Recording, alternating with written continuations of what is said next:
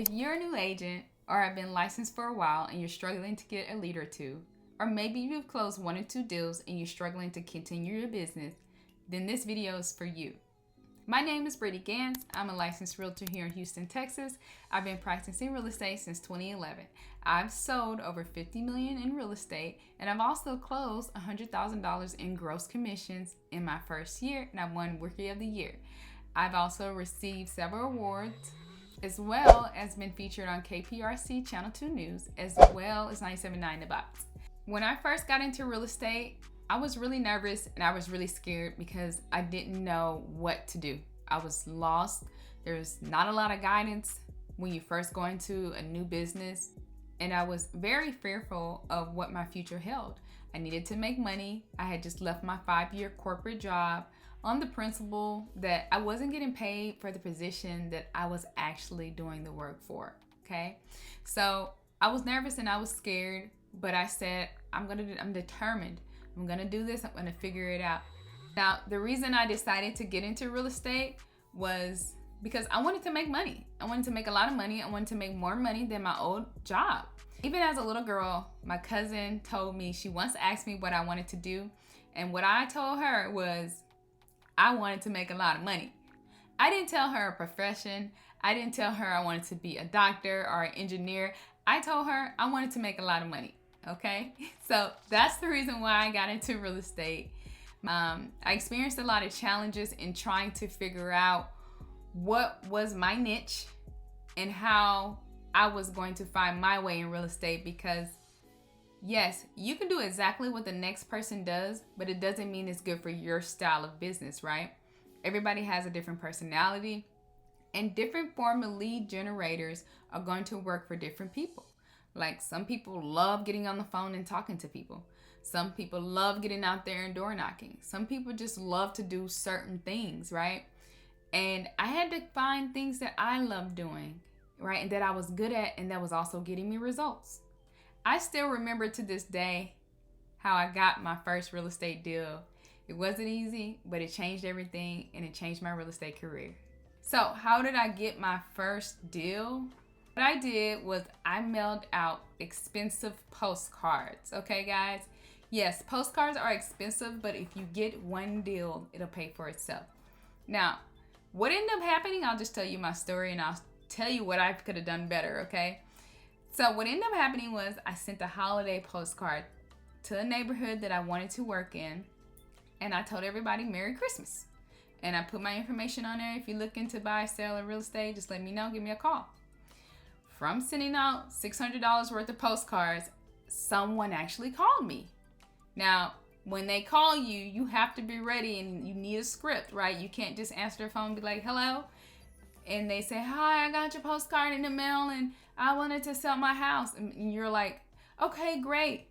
Let me come over there now and let's talk about the process. And you don't even know what the process is because you haven't sold a house yourself, right? You're a new realtor.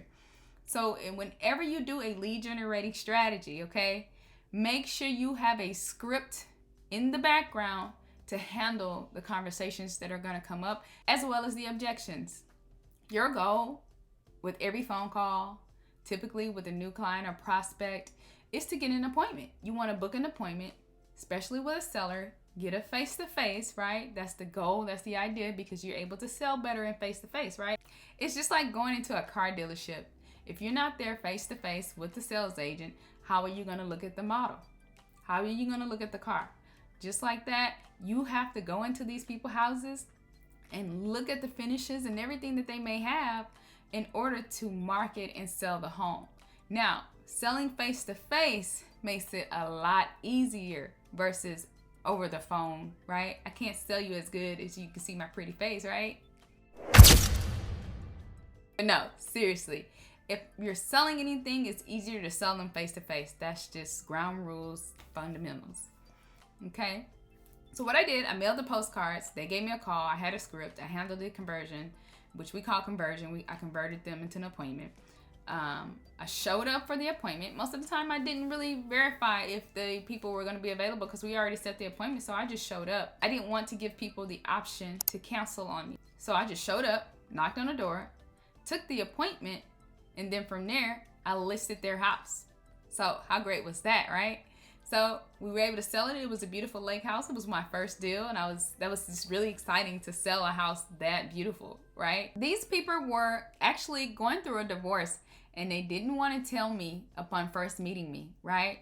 But that's what's so good about getting a face-to-face is going over there, building a rapport with each one of them, and having a conversation and just being your genuine self while providing value, right?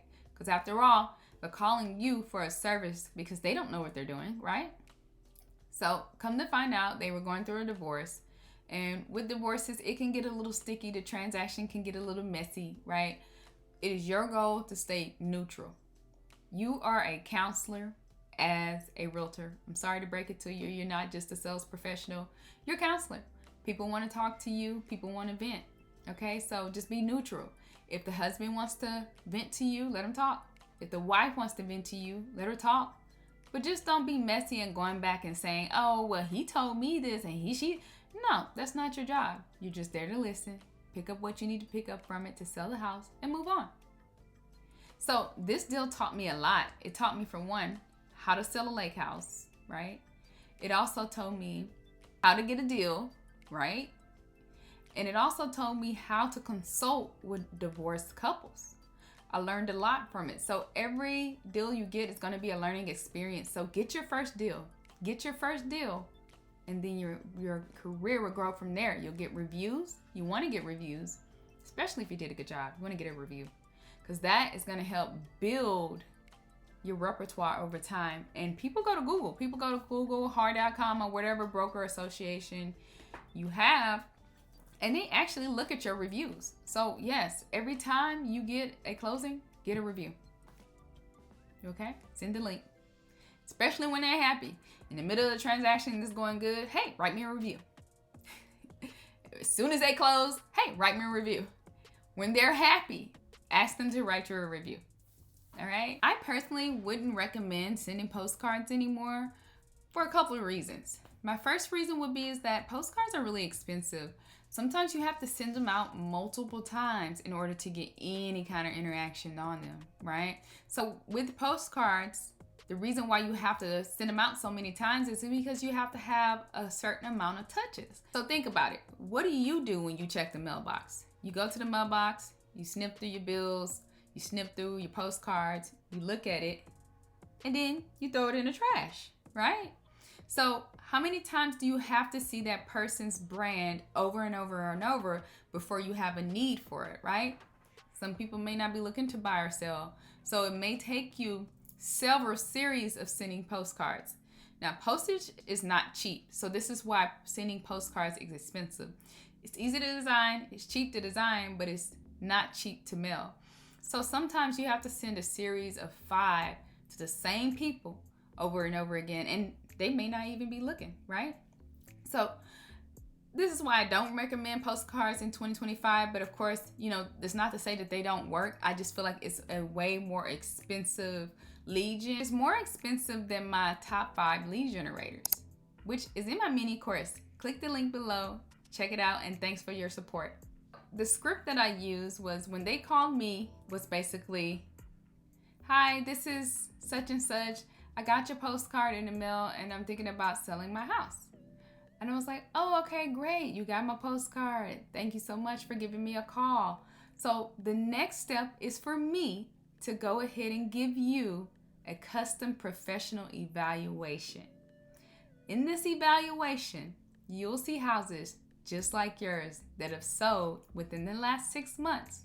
It'll also give you an introduction of who I am, as well as what's going on in your neighborhood. Can I have your email to send this over to you? Boom! What did you just do there? You grabbed their email, right? That's a very important part of converting your clients in order to sell your deal. So you grab the email, write it down, and if you're driving, pull over. Because this conversation is necessary. You may not have this conversation again. So write down a pen and pad. Always keep your pen and pad right by you, right? When you're at your desk, because you never know when someone's going to call you. So what I did in the next part of the conversation after she gave me her email address was So the next step is for me to come to your house and actually see the home. I need to see the upgrades, the things that you have done differently in your home from your neighbors. When is a good time for me to come out? I'm available to see you. I'm available to come on Wednesday or Thursday from 1 to 3. Does the afternoon work for you? Oh, no, the afternoon doesn't work great for me. Okay, give them an option to say whatever. And then once they tell you, well, I'm actually free such and such, go ahead and try to be available at the time that they're free, right? Just say, okay, let me check my calendar to see if I'm available at that time. And if you're free, write it down in your calendar. Get you a system, a back-end system to book appointments online. And you, even though they didn't find you online, you go and book that appointment online. That way you get a reminder and they get a reminder. Set your systems up. You got to have systems, okay? So once you get off the phone with them, the next thing you do is do what you say you're going to do. Send them over the custom professional evaluation, okay? And then from there, and this is just an evaluation basically off of comparable homes that you pulled off your MLS, showing them how much their house is worth, and it just has your information in it. This can all be done through Cloud CMA or whatever CMA you have. If you want to know how to make a Cloud CMA or you want to make a custom professional evaluation, drop CMA down below and I'll drop a video on how to do a CMA, okay? Once you're off the phone with the client, do what you say you're going to do, and then from there, show up to the appointment looking good in your suit or your professional dress. Your first impression is very important. You don't want to show up in jeans. It's okay too, but if you want to be an authoritative figure in this business, show up in business professional in a suit or business casual, like a nice business skirt that's appropriate, okay? Not something that's a mini skirt, okay? Something that's like knee length as for a woman. Because if you're thinking about it, yes, we see on Instagram, we see these Instagram baddies selling real estate. We think they're selling real estate at least. But if you're going into a married couple's house, realistically, let's think about real estate. Women normally are the number one people that start the real estate transaction. It's not men. It's very rare that a man is going to start the real estate transaction. Even if so, if you're walking into a married couple's house, you want to look respectful enough for the wife to be comfortable working with you without threatening her relationship, right? So be respectful, dress respectful, ladies. This also goes for men. We typically don't have this many problems with men. Just don't wear any gray sweatpants. Okay? So back on topic. So dress professional and show up and take the consultation. Now I teach my top 5 lead generators and how I got my first deal. It's a mini course down below. Click the link, check it out. It'll change your life. It will change your life. Thank you so much for watching. Please like, comment, and subscribe on what you want to see next.